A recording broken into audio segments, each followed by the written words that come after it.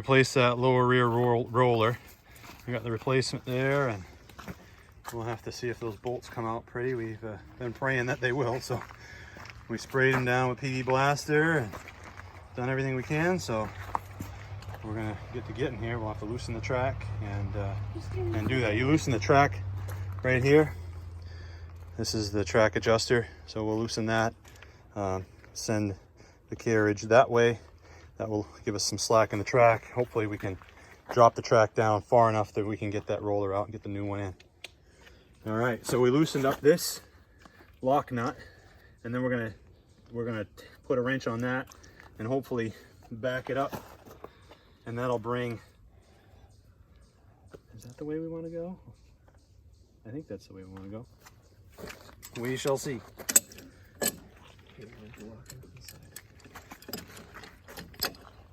I'll spray this. Just want to keep everything lubed up.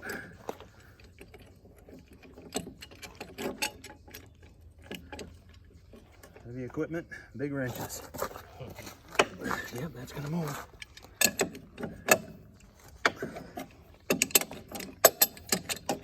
So by pulling the carriage back this way, we're putting slack into the belt, or into the chain, and then that should help us.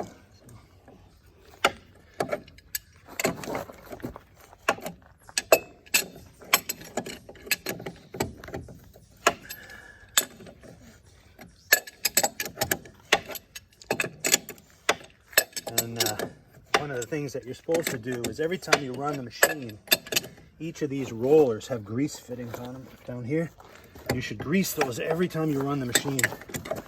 And the other thing that you should do is every 100 hours or so, you should rotate them. And you rotate the fronts and the backs, and you rotate the two in the middle.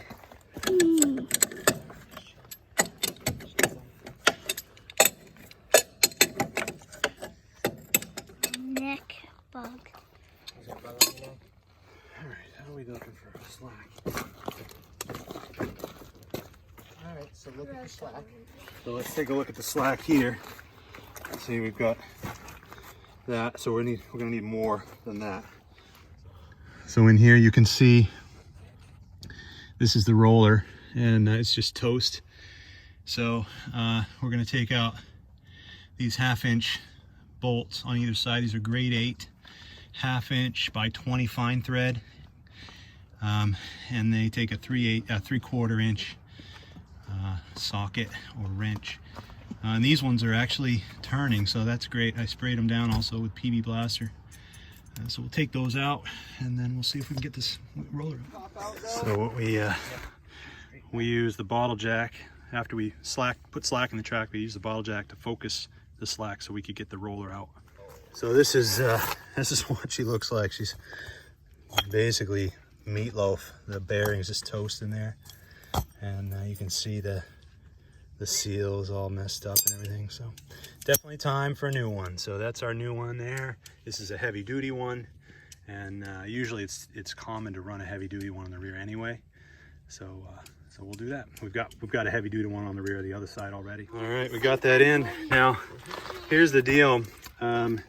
The stock, the standard duty cap is thinner. You can see it's thinner, and the parts catalog calls for an 1.5 inch long bolt.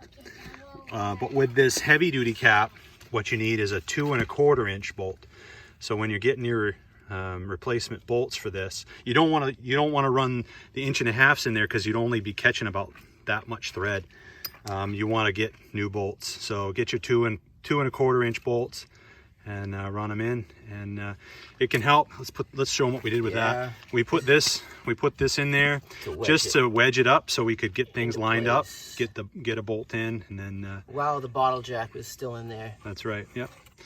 So that's what we're doing. So we'll tighten this up, and then next we'll head back to tensioning up the track, and we'll be in business. Awesome. So we're torquing these to 110 pounds, and that should do it. That's it. Yeah, so we tightened this up, pulling it towards us. The idler pulley goes that way, pulls the track out, and then once you get it where you want it, You just run this lock nut up behind it, tighten it down, and you're done. Okay. And then this track here The track rises as we go. as we go, locking the pieces back into place. In a way, Nathan, they're doing something. Be nice. That I didn't. Everyone's in the video. It's okay though. Yeah, that's it. All right. That's all she wrote.